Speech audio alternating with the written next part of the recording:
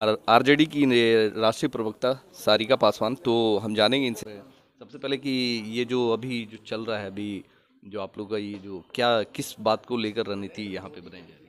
देखिए, जिस तरीके से सरकार के द्वारा लेटरल एंट्री के द्वारा आप कहिए बात या फिर डायरेक्टली कहिए आरक्षण समाप्त करने की जो कोशिश हो रही है, लगातार आरक्षण पे हमला किया जा रहा है।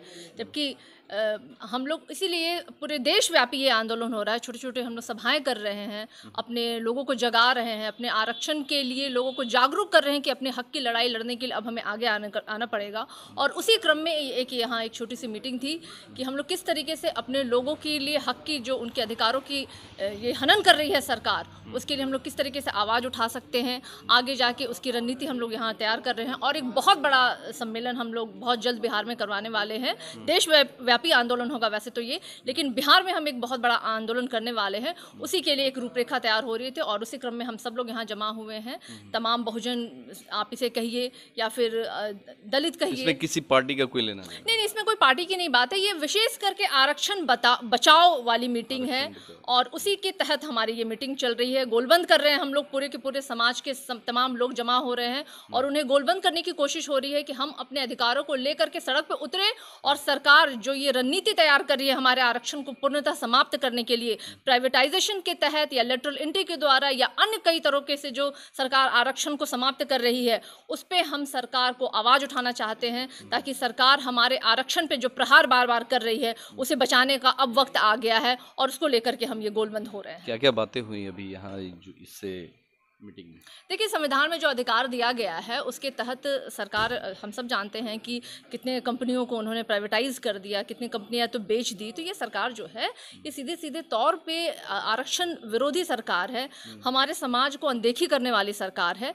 तो अब तो हमें उस बात को लेकर के सड़कों पे उतरना पड़ेगा, अपनी आवाज़ को बुलंद करनी पड़ेगी ताकि सरकार के कानों तक आवाज़ पहुँचे और अपनी ताकत को दिखाने का हमें सही मायने में वक्त आ गया है। जी। और कल जो विधानसभा घेराव है आरजेडी की तरफ से किया गया है, तो क्या रणनीति रहेगी और किस तरीके से आप लोग ये गोलबंद करके सरकार को घेरेंगे।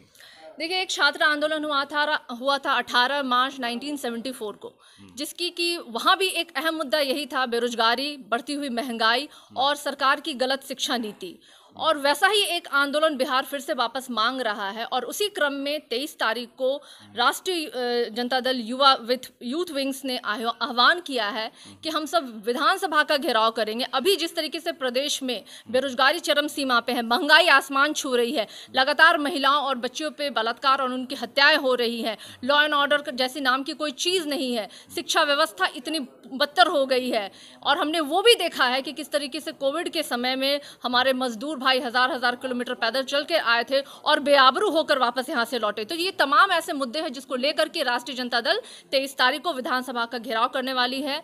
और कल हम वो दिन है जब हम विधानसभा का घेराव करेंगे और सरकार के कानों में ये आवाज़ जानी चाहिए कि बिहार की जनता जो है वो 19 लाख नौकरियां मांग रही है, बिहार के बेरोजगार जो हैं वो रोजगार चाह रहे हैं, महिलाएं जो हैं वो सुरक्षा चाह रही हैं। ये तमाम ऐसे लोगों से जुड़े हुए मसले हैं जिसको लेकर के हम विधानसभा का घेराव कर रहे हैं। ये तो अभी राज्य स्तर पे आप लोग विधानसभा का घेराव कर रही हैं कि अभी ये क्या मतलब सांकेतिक है या फिर पूरे भारतवर्ष में अगर गवर्नमेंट अपने नीतियों को लेकर ये अपने आप कुछ बदलाव नहीं करती या चेंज नहीं करती तो पूरे भारतवर्ष में आप लोग का ये आंदोलन तेजी से बढ़ेगा या फिर कुछ। देखिए, अगर हम केंद्र की सरकार की बात करें तो केंद्र में बीजेपी की सरकार है, नरेंद्र मोदी हमारे प्रधानमंत्री है और आपने देखा होगा कि जब से वो मंत्री हैं, देश किसी ना किसी मुद्दे को लेकर सड़क पे ही उतरा है।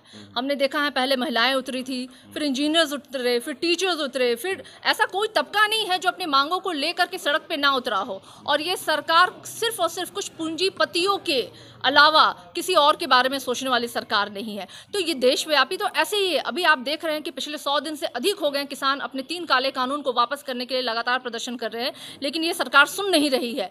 तो ये सरकार किसान विरोधी सरकार है, ये सरकार महिला विरोधी सरकार है, ये सरकार युवा विरोधी सरकार है, ये चंद पूंजीपतियों की सरकार है और उन शिकंजे से छुड़ाने के लिए पूरा देश एकजुट हो रहा है। और यही कारण है कि इस तरह के कार्यक्रम जो है देशव्यापी आंदोलन के रूप में उभर रहा है। ये बताइए कि जैसे कि सीपीआई व वामपंथ की तरफ से महापंचायत का आयोजन बिहार में लगातार चल रहा है, तो राजद की तरफ से कुछ ऐसा महापंचायत का आयोजन या फिर कुछ किसानों को लेकर जैसे हर राज्य में अभी चल रहे हैं, तो उस पर क्या विचार कर रहे हैं आप? देखिए, राष्ट्रीय जनता दल पहली ऐसी पार्टी है जिसने किसानों को लेकर के, जिस दिन ये काला बिल पास हुआ था उस दिन भी हमारे नेता तेजस्वी यादव जी ट्रैक्टर लेके सड़कों पर प्रदर्शन करने के लिए उतरे थे।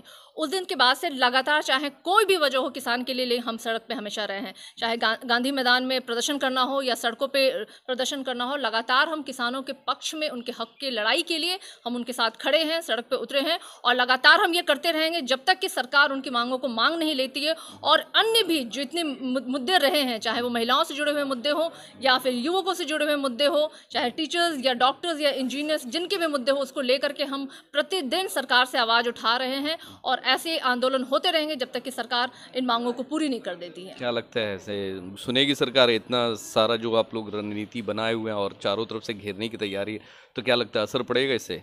देखिए, हमारा भारत जो है ना, लोकतांत्रिक देश के रूप में माना जाता है और ये लोकतंत्र लोगों से ही है बना हुआ है।